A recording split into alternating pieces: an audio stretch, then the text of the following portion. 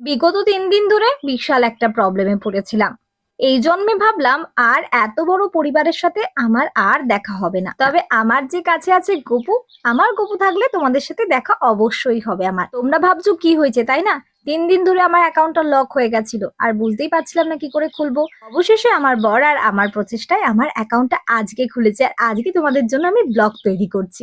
অনেক চেষ্টার পর যখন অ্যাকাউন্ট খুলছিল তখন নতুন একটা অ্যাকাউন্ট খুলি, কিন্তু তোমাদের কথা হচ্ছে বেশ মনে পড়ছিল, তাই জন্য অনেক চেষ্টার পর আজকে আমার অ্যাকাউন্টটা ওপেন হয়েছে। সব যখন ঠিক হয়েছে ব্লগ শুরু করা যাক। তো আজকে দুপুরে লাঞ্চে ছিল এই দেখো পটল দিয়ে ঝাল করেছিলাম, তারপরে ছিল মসুর ডাল, তারপরে ছিল ঝিঙে আলু পোস্ত, আর ছিল বরের জন্য সোয়াবিন, আর ছিল আমড়ার চাটনি।